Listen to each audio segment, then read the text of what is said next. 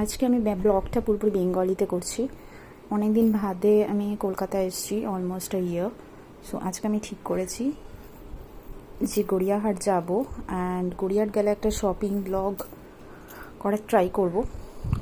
So আমি জানি না আমি ড্রেস শপিং মানে ড্রেসেস বা কিছু না, জাস্ট অ্যাক্সেসরিজ, ইয়াররিংস এরকম টাইপের কিছু নেব। তো চলো আমি রেডি হয়ে তোমাদেরকে দেখাই। এই হচ্ছে আমার লুক। আমি রেডি হয়ে গেছি, ভেবেছিলাম একটা গলার হার পরবো, বাট ফাঁকাই রেখে দিলাম।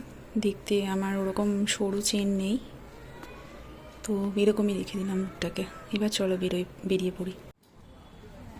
বাড়ি থেকে এখান থেকে মাত্র বেশি ডিস্টেন্স না, 15 মিনিটসে চলে এসেছি। দেন আমি ইয়াররিংস খুঁজছিলাম, কিছু ভালো যাতে ইয়াররিং বা হার পাওয়া যায়।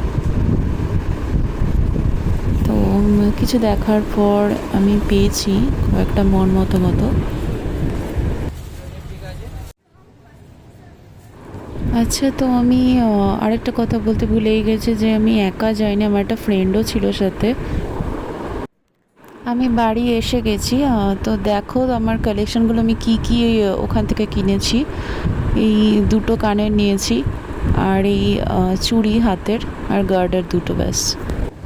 তো এখানেই সব শেষ হয় না, বাড়ি ফেরার পরেও আমি আবার বেরোলাম। আমার আরেকটা ফ্রেন্ড বললো যে ও চুল কাটতে যাবে, তো আমিও বেরিয়ে পড়লাম, ভাবলাম আমিও কেটে ফেলি।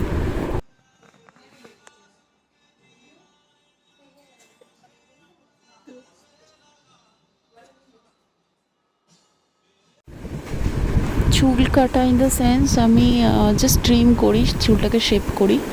অ্যান্ড এই দেখো আমার ফ্রেন্ড ও চুল কাটছে, দেন নেক্সট আমিই করব। আমার চুল কাটা স্টার্ট হয়ে গেছে। তো চুলটাকে ফার্স্টে শ্যাম্পু করে দেন ট্রিম করছে ফার্স্ট, আর সামনের দিকে জাস্ট হালকা লেয়ার্স। তো আমি এরকমই কাটি সাধারণত। তো তোমরা যদি এখানে আসতে চাও তো নাম্বারটা এখানে দেখে নিও, রয়েছে। এরপর আমাদের হয়ে যাওয়ার পর আমরা মোমো স্টোরে আসি একটা।